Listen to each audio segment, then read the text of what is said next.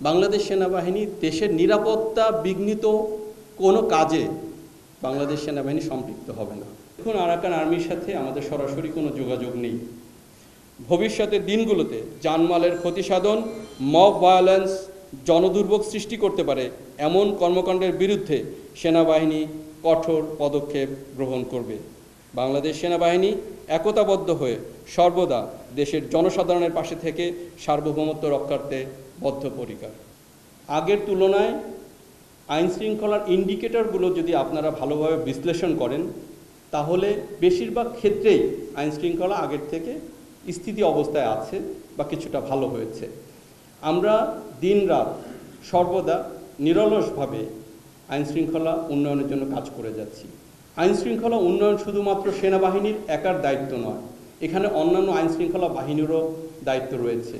সকলে মিলে সমন্বিতভাবে আমরা কাজ করলে আইন শৃঙ্খলা আরও অচিরেই উন্নত হবে বলে আমরা আশা করছি। করিডোর একটি স্পর্শকাতর বিষয়। আমরা বাংলাদেশ সেনাবাহিনী দেশের নিরাপত্তা বিঘ্নিত কোনো কাজে বাংলাদেশ সেনাবাহিনী সম্পৃক্ত হবে না। আরাকান আর্মির সাথে আমাদের সরাসরি কোনো যোগাযোগ নেই। আপনারা যেটা গণমাধ্যমে দেখেছেন সেটার সঠিকতা বা বস্তুনিষ্ঠতা নিয়ে যথেষ্ট বিবেচনার দাবি রাখে। তাদের সাথে আমাদের সরাসরি কোনো যোগাযোগ নেই। অফিসার্স অ্যাড্রেস, দেখুন, সেনাবাহিনী প্রধান যে কোনো সময় বা সময়ে সময়ে অফিসার, জেসিও, এনসিও সৈনিকের সাথে কথা বলে থাকেন, দিক নির্দেশনা দিয়ে থাকেন। এটি তারই একটি ধারাবাহিকতা মাত্র। এখানে আমরা কোনো সাংবাদিককেও ডাকিনি, তিনি জাতির উদ্দেশ্যেও কোনো ভাষণ দেননি বা আইএসপিআরও সরকারিভাবে কোনো বিবৃতি দেয়নি। সো আপনারা যেটা গণমাধ্যমে বা সোশ্যাল মিডিয়াতে দেখছেন এইটার সঠিকতা বা বস্তুনিষ্ঠতা নিয়ে যথেষ্ট বিবেচনার দাবি রাখে। তো সে বিষয়ে আপনারা ভালোই বুঝতে পারছেন।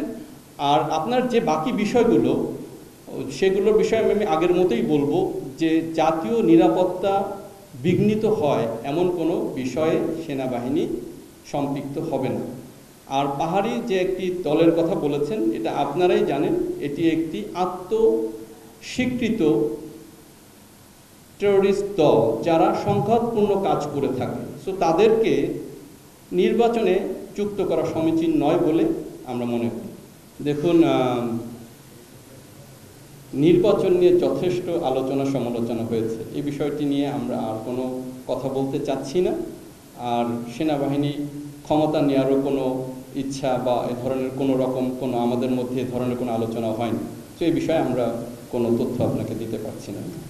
দেশের সার্বভৌমত্ব রক্ষার জন্য বা নিরাপত্তা রক্ষার জন্য আমরা সর্বদা সেনাবাহিনী একত্রে এবং একতাবদ্ধ হয়ে কাজ করে আসছি এবং ভবিষ্যতেও আমরা দেশের জন্য, দেশের নিরাপত্তার জন্য দেশের মানুষের সাথে কাজ করে যাব।